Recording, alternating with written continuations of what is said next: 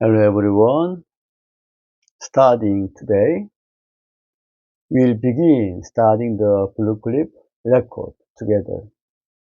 But before that, I must first correct a mistake I made previously in the last Hwadu 48 in the Gateless Gate. Last time, when discussing the common point among three major 20th century philosophers, Heidegger, Wittgenstein, and Michel Foucault, I said that these three philosophers had all excluded the formless realm of Buddhist cosmology. But this was a mistake.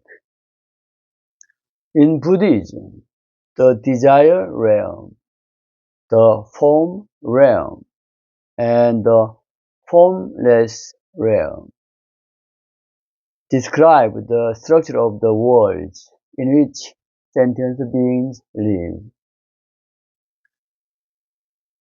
The desire realm is dominated by sensory activity and desire. The form realm contains subtle material form with greatly reduced desire. The formless realm is without material form altogether, consisting only of mental activity. My claim that those three philosophers included the formless realm of Buddhism was mistaken. I would like to correct the point and apologize for the error. Now, let me restate what I intended to point out about their commonality. Buddhism distinguishes between conditioned dharmas and unconditioned dharmas. Conditioned dharmas are arising from causes and conditions, phenomena shaped by conditions, everything that becomes an object of analysis. Concepts, language, power, meaning, existence, time. The entire relative world of change. Unconditioned dharmas are not produced by causes, that which transcend conditions, the realm beyond language, thought, and concept, the true nature, nirvana, the unborn and undying, the realm beyond discrimination, enlightenment, nirvana, and suchness. In Buddhism, all belong to the realm of the conditioned.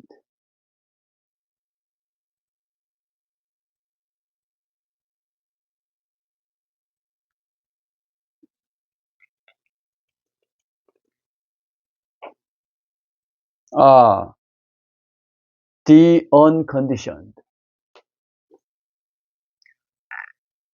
This does not describe a separate world. It is a didactic distinction to make the structure of reality easier to understand. So, how do these three great philosophers differ from this Buddhist way of understanding the world? One, Heidegger. Heidegger inquires into the meaning of being, but His analysis, language, being in the world, temporality are all conditioned structures. That is, forms of conditioned dharmas. Through he lays a new foundation for ontology. He does not reach the realm of the unconditioned, the domain beyond language and being. 2. Wittgenstein. Early Wittgenstein discusses the logical linguistic structure of the world, logical conditioned dharmas. Later, he focuses on language games, forms of life, rules, and practices, all conditioned activities. The final sentence of the Tractatus, whereof one cannot speak, thereof one must remain silent, acknowledges a beyond, but does not eliminate it. He simply draws a line at the unconditioned and leaves it inaccessible. Thus, his thinking remains confined to the world of conditioned dharma. 3. Foucault. Michel Foucault examines power, discipline, knowledge, discourse, institutions, all shaped by historical and social conditions. That is, paradigmatic, conditioned dharmas, rather than a single truth. His interest lies in the apparatuses that produce truth. Thus, what I wanted to point out was not that these thinkers are meaningless, but that something is missing, something intuitively incomplete. All three remain within the conditioned world. Their philosophy operates within the analysis of phenomena, language, power, and structures of existence, all conditioned dharmas. This, I argue, is their commonality and their limitation.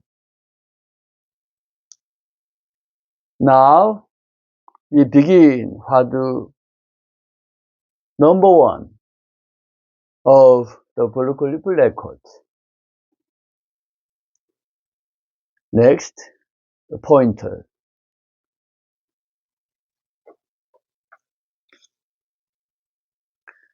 When you see smoke rising beyond the mountain, you know there is a fire.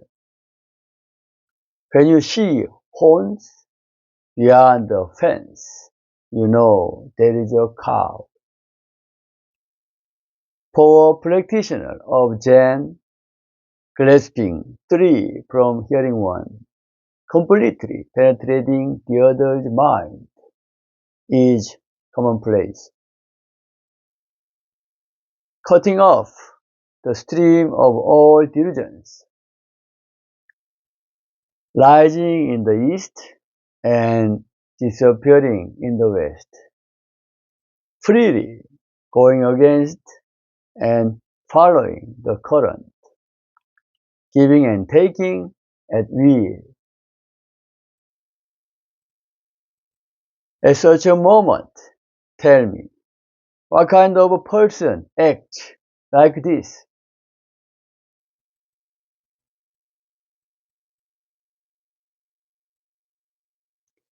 Next, main Hwadu.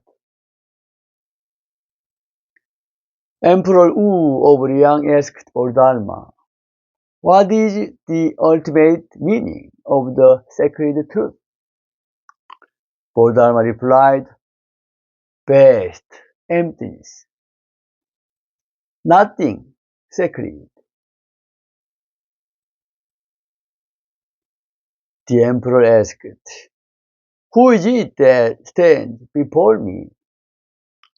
Bodhidharma said, I don't know. The emperor could not understand him, so Bodhidharma crossed the Yangtze River and went to the state of Wei. Later, Emperor Wu asked Master Jigong about this encounter. Jigong asked, does your majesty know who that man was? The emperor replied, I don't know. Jigong said, he is the incarnation of the Avalokitesvara Bodhisattva, transmitting the Dharma, transmitting the Buddha Dharma. The emperor regretted his mistake and sent an envoy to invite Bodhidharma back. Jigong said, even if your majesty sends an envoy, indeed, even if every person in the kingdom goes, Bodhidharma will not return.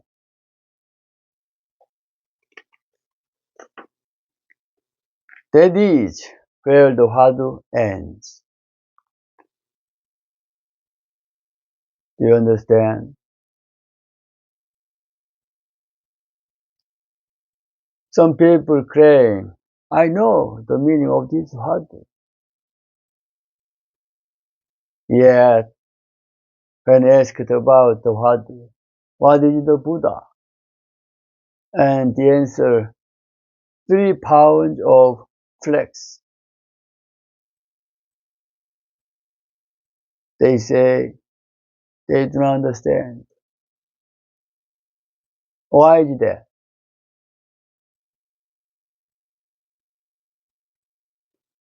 You should reflect carefully on the reason. Next, the passage regarding Emperor Wu's merit. Emperor Wu performed many meritorious deeds, yet Bodhidharma said that none of these were true merit. We will understand this through the Sixth Patriarch Hanung's explanation. The official said, I have heard that when Bodhidharma first taught Emperor Wu, the emperor asked, all my life I have built temples, supported monks, given alms, and practiced charity. What merit have I gained? Bodhidharma replied, there is no merit. I cannot understand this. Please explain it. The master said, indeed, there is no merit. Do not doubt the words of the ancient sage. Emperor Wu's mind was deluded and he did not understand the true Dharma. Building temples and supporting monks, giving alms and charity. These are the seeking of blessings. But blessings are not merit. Merit is found in the Dharmakaya, not in the cultivation of blessings. The master continued. To see one's nature is merit, and to be equal in all things is virtue. To be unobstructed, in every thought, always singing the original nature, responding truthfully and appropriately. This is merit. Inward humility is merit. Outward propriety is virtue. To establish all dharmas from one's own nature is merit. The mind's essence, being free of thought, is virtue. Not departing from one's self-nature is merit. Not being defiled by conditions is virtue. If you seek the meritorious Dharmakaya, practice in this way. This is genuine merit. If one hopes to cultivate merit, one must not be arrogant and must always respect all beings. One who constantly belittles others and whose arrogance never ends has no merit. And if one's nature is empty and insincere, one has no virtue.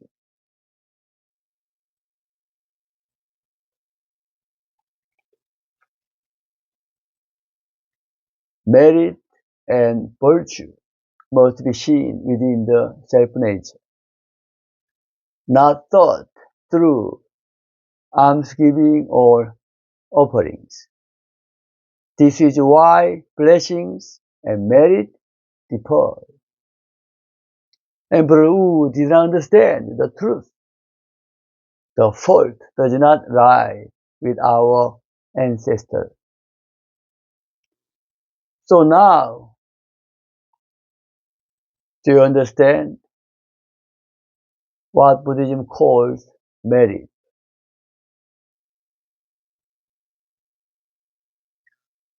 But since Bodhidharma has already crossed the Yangtze River and departed,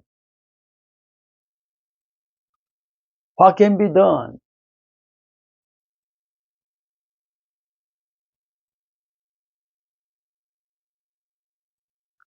Now, I'll add a verse to this Hwadu.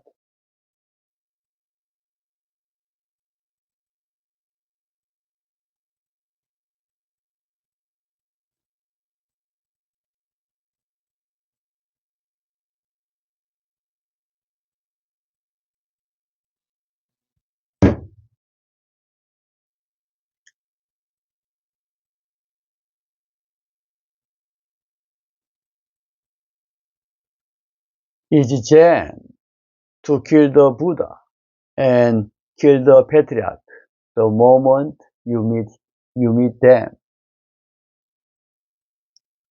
Or is it to sit quietly and face the world for 9 years?